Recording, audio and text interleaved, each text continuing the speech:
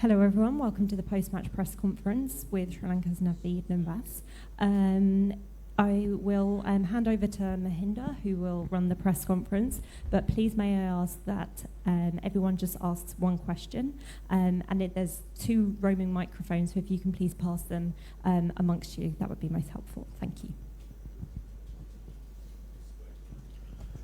නවිඩ් දැන් ශ්‍රී ලංකාව මේ අවුරුද්දේ ලකුණු 100කට අඩුවෙන් 4 වතාවක් දැවි ගිහිල්ලා තිනවා ඒෂියා කප් ෆයිනල් එකේ 50යි දැන් අද 55යි කොහොමද ඔබ පිටිකරන පුහුණුකරු හැටියට මේකට ඇතරම හේතු පහදන්නේ මේ වගේ performances විශේෂයෙන්ම ඉන්දියාවත් එක්ක මම හිතන්නේ අද තරඟය ගත්තොත් මම හිතන්නේ ඉන්දියන් පන්දු යවන්න ඉතා හොඳින් පන්දු යවුවා අපි ඒගොල්ලන්ට ඒ ක්‍රෙඩිට් එක දෙන්න ඕනේ ඒ වගේම මම හිතන්නේ අපේ පිටිකරුවම් පැත්තෙන් ගත්තොත් මට කියන්න බෑ පන්දුව දෝලනයක් තිබ්බා ඒ වුණාට ඒක අපි බලාපොරොත්තු වෙන අලුත් පන්දු දෙකක් තියෙනකොට ඒ දෝලනේ තියෙන්න ඕනේ කියලා අපි බලාපොරොත්තු වෙනවා. ඉතින් අපි සාමාන්‍යයෙන් මැච් එකකට කලින් ඒ ප්‍රෙපරේෂන් ටික කරලා තමයි තරඟයට ක්‍රීඩා කරන් ඉන්නේ. ඉතින් මම හිතනවා ඒකේ සම්පූර්ණ වගකීමයි සම්පූර්ණ වැරද්ද අපි බාර ගන්න ඕනේ. ඒ වගේම අපිට එක දෙයයි දකින්න තිබ්බේ මැදට ගියාම ඒ අමාරු සිටුේෂන් එකක් ඕවර්කම් කරන්න ඒ වෙලාව අමාරුවෙන් හරි ගෝලි පිටිපස්සට ඇවිල්ලා හැන්ඩල් කරන්න අපේ කෙනෙක්වත් සූදානම් වෙලා හිටියේ නෑ. ඇන්ජලෝ පොඩ්ඩක් පෙන්නුවා එහෙම කරන පාටක්. අනිත් අය හැමෝම ගොඩක් කලින් කඩුල දීලා යන්න ගියා. ඉතින් ඊට පස්සේ අපිට බලාපොරොත්තු වෙන්න බෑ අපේ යටපිටිකරුව පන්දු යවන්නන් ගෙන් ඒ කාර්ය ඉෂ්ට වෙයි කියලා. ඉතින් මම හිතනවා අපි මීට වැඩිය හොඳට මම හිතන්නේ පිටිකරණේ කියලා ලොකු මේකක් කියන්න බෑ. මොකද අපි මේ තරඟාවලියේම හොඳ පන්දු යවන්නන් එක්ක 340 වගේ ස්කෝර්ස් අපි මේ ලබා ගත්තා. නමුත් මෙතනදී මම දකින්නේ අපේ ෆයිටිං ක්වොලිටිස් වල තියෙන අඩුපාඩුවක් තමයි.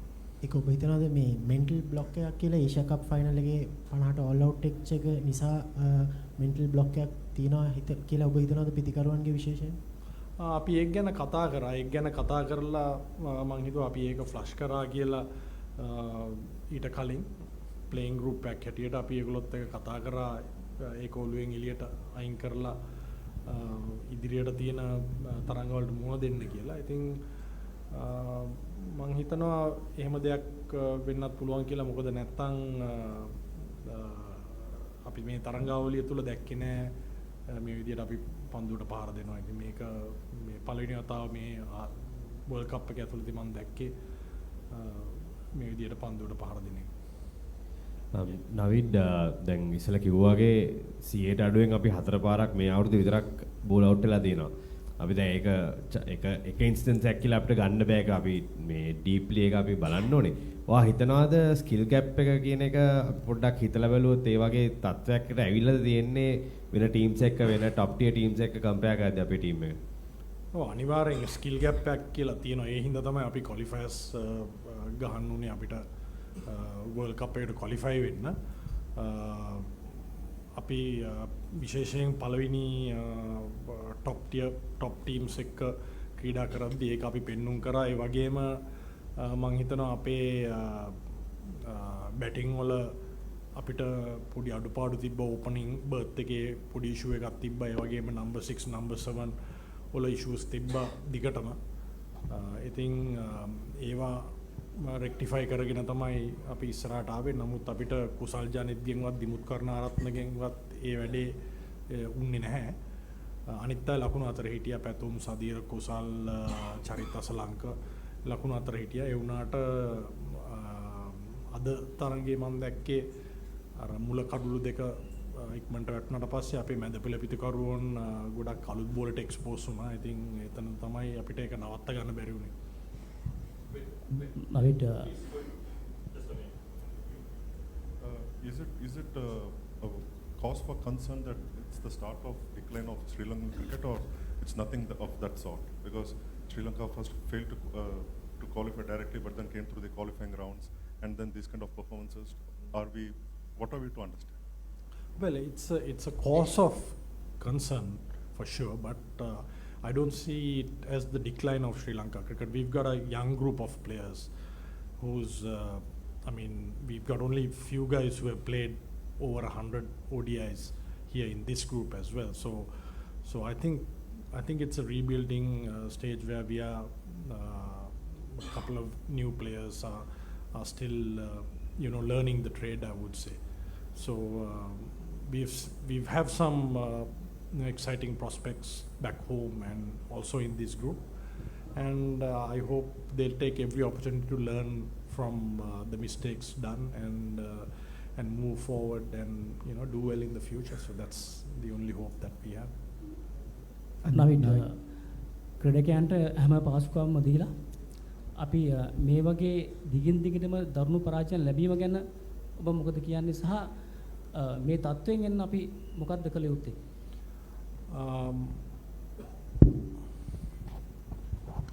පාසුකම් කියලා කිව්වේ? ඒ කියන්නේ අපි ක්‍රීඩකයන්ට හැම පාසුකම්ම දෙනවනේ. බෝඩ් එකෙන් ඔක්කොම හැම දෙයක්ම දීලානේ මේ ක්‍රීඩා කරන්නේ. එතකොට ඉන්ටර්නැෂනල් ක්‍රිකට් නේ ගහන්නේ. ඉතින් පාසුකම් නැතුව ක්‍රීඩා කරන්න අමාරුයිනේ. ඉතින් නවීඩ මේ තරඟය දිහා බලනකොට මම හිතන ආසියානු අවසන් කුසලාන අවසන් තරඟය නැවතත් මතක් වෙනවා. අපිට තියෙන්නේ මට පේන්නේ ඔබලාගේ පුහුණුකරුවන්ගේ ප්‍රශ්නයක් නෙවෙයි මෙතන මට තියෙන්නේ දක්ෂතාවය තියෙනවා. කණ්ඩායම මම හිතන්නේ යම්සි මානසික වැටීමක් තියෙන එක ඉන්දියාව කණ්ඩායම දකින්නකොට මොකක් හරි දෙයක් වෙනවද කියලා සැකයක් තියෙනවා. මනස හදන්න ක්‍රීඩකයන්ගේ මොකක්වත් කරන්නේ නැද්ද? ඔබලා පුහුණුකරුවෝ. ඔව් මම හිතන්නේ ධම්මිකවා හරි මටත් ඒක හිතුණා. මම හිතන්නේ අපි දැන් මාස දෙක තුනකට කලින් ඕක ඔය ක්වොලිෆයර්ස් යන්න කලින් අපි සයිකොලොජිස්ට් කෙනෙක් ගෙනල්ලා ඕක පටන් ගත්තා. නමුත් ඒක කන්ටිනියු වුණේ නෑ. මොකද අපේ ලංකාවේ අපිට ඒ ගැන පළපුරුදු තියෙන කට්ටිය ගොඩක් අඩුයි. ඉතින් අපි දැනටත් එක්කෙනෙක් ක්‍රීඩා අමාත්‍යාංශය හරහා එක්කෙනෙක් වැඩ කරගෙන යනවා. පුහුණුකරුවන් හැටියට අපිට රෙස්ට්‍රික්ෂන්ස් තියෙනවා. අපිට යම් දේවල් වලට ඉන්වෝල්ව් වෙන්න පුළුවන්. ඒ වගේම හැම දෙයකටම ඉන්වෝල්ව් වෙන්නත් බෑ. මොකද සමහර ප්ලේයර්ස්ලා ඕපන් අවුට් වෙනවා, සමහර අය ඕපන් අවුට් වෙන්නේ නැහැ. ඉතින් ඒ හින්දා අපේ කාර්ය කෝචින් අත ඇරුණාම මෙන්ටල් පැත්ත අපි කරන්නේ ප්ලේයර්ස්ලාට පුළුවන් තරම් උදව් කරන එක. ඒගොල්ලොන්ට තරඟාවලිය වලට සූදානම් වෙන්න සහ ඒගොල්ලොන්ගේ ට්‍රේනින් වලට ඒ වගේම ඒගොල්ලොන්ගේ වෙන මොන හරි චැලෙන්ජස් තිබ්බනම් ටෙක්නිකල් හරි ටැක්ටිකල් චැලෙන්ජස් තිබ්බනම් ඒවට උදව් කරන එක තමයි අපි ගොඩක් කරන්නේ.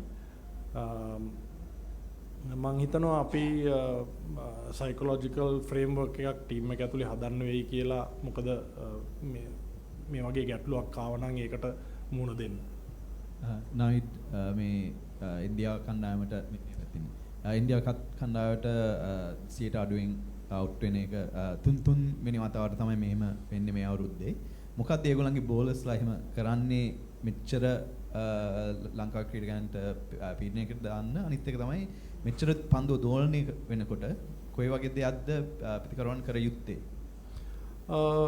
මෙහෙමයි පන්දුව දෝලනය වෙන එක මම හිතනවා ඒකේ ක්‍රෙඩිට් එක අපි ඉන්දියන් පන්දු යවන්නන්ට දෙන්න ඕනේ. මොකද ඒගොල්ලොන්ගේ ඒ ස්කිල් එක ඒගොල්ලොන්ට තිබ්බ බුම්රා ශාමි ඒ වගේම සිරාජ් ඔය තුන්දෙනාම හොඳ ඒරියාස් වල බෝලේ ඇවිල්ලා දැම්මා. ඒ වගේම පන්දුව දෝලනය කරා. ඒක ඒගොල්ලොන්ගේ ස්කිල් එක.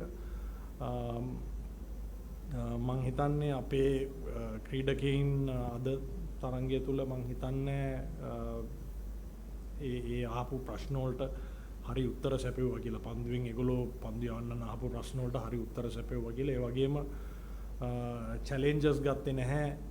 පන්දුව දෝලනය වෙනකොට කොහොමද මේ බෝලව අපි මෙන්ටලි ඒගොල්ලෝ අපිව අපෙන් ඔන් টොප් යන එක නවත්තන්නේ කොහොමද කියන එක ගැන අපිට කරන්න බැරුණා. මොකද ඉතා ඉක්මනට කඩළු වැටිච්ච ඉඳන්. With the World Cup seems to be for Sri Lanka more or less done and dusted. So what about the two remaining matches? I mean, how are you going to approach them, because we have to finish in the first 7 to qualify for the Champions Trophy. Yeah. So how important are the remaining matches going to be? I think it's going to be important that we finish above the 8 to qualify for Champions Trophy. So, like they say, I mean, we got to find a factor to motivate the boys and keep them alive, because we had the same issue in June when we played the World Cup qualifiers. So there was no guarantee when we went into Zimbabwe to qualify for the World Cup. We had to, win all our games, and as well we came to the finals to qualify for this tournament. So I guess we've crossed that barrier, and we've got a pretty young team, as I told you before.